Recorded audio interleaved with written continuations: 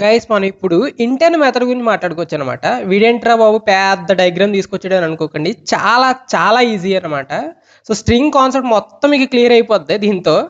So ఇక్కడ చూడండి, నేను ఏం చేస్తున్నానంటే string A equal to hello అని రాస్తున్నాను. Okay, so string A equal to hello. Okay, so అసలు మనకి ఏమవుతుంది ఇలా రాసినప్పుడు ఏం జరుగుతుంది అంటే, ఫస్ట్ ఇలాంటివి ఏవైనా సరే మనకి స్ట్రింగ్ పూల్లో స్టోర్ అవుతాయి అన్నమాట. సో ఇక్కడ ఏం జరుగుతుంది, మనకి హెలో అని పడుతుంది అనమాట. ఓకే, సో దీని రెఫరెన్స్ ఎక్కడ ఉంటుంది అంటే, క్లియర్గా మాట్లాడుకుంటే ఏ అనే రెఫరెన్స్ ఎక్కడ ఉంటుంది. సో అక్కడ నుంచి రెఫర్ చేసేది దీన్ని రెఫర్ చేస్తుంది అనమాట, సింపుల్గా మాట్లాడితే. ఓకే, సో ఇప్పుడు నేను ఇంకొక రాస్తున్నాను అనమాట. String B is equal to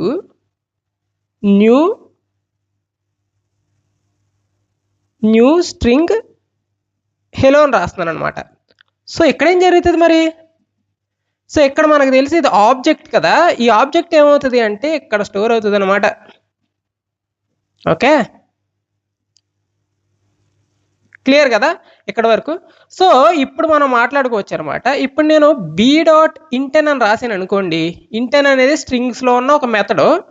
be dot ఇంటెన్ అని రాసినప్పుడు ఇంటెన్ మెథడ్ ఏం చేస్తుంది అంటే, ఆల్రెడీ నీ దగ్గర స్ట్రింగ్ పూల్లో ఏదైనా లెటరల్ ఉందా, ఉంటే గనక దాన్ని క్రియేట్ చెయ్యకు అని చెప్పి క్రియేట్ చేయకుండా దాన్నే పాయింట్అవుట్ చేసేలా చేస్తుంది అనమాట. అంటే ఇక్కడ మనకు ఆబ్జెక్ట్ క్రియేట్ అవ్వదు. సో ఏదైతే స్ట్రింగ్ పూల్లో ఉందో దాన్ని పాయింట్అవుట్ చేసేస్తుంది అనమాట. అంటే మనకి బి అనేది ఏం జరుగుతుంది, స్ట్రింగ్ పూల్లో మనకి ఆల్రెడీ ఆబ్జెక్ట్ ఉంది కాబట్టి అక్కడికే పాయింట్అవుట్ చేసేస్తుంది. అంతకు మించి ఇది కొత్త ఆబ్జెక్ట్ని అయితే క్రియేట్ చేయదు. సో ఇక్కడ వరకు క్లియర్ కదా.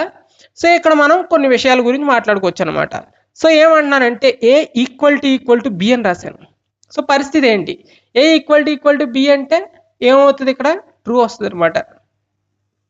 ఎందుకంటే ఇంటెన్ అప్లై చేస్తాం కదా ఇక్కడ. Okay, so A dot equals B అన్నా సరే మనకి ఇక్కడ ట్రూ వస్తుంది, ఎందుకంటే కంటెంట్ కూడా సేమ్.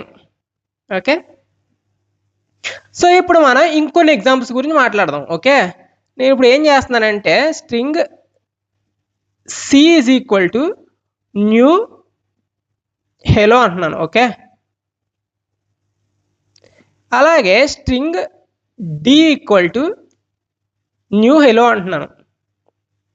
సో ఇప్పుడు మీరు దీన్ని నాకు చెప్పాలన్నమాట క్లియర్గా ఏమవుతుంది అనేది.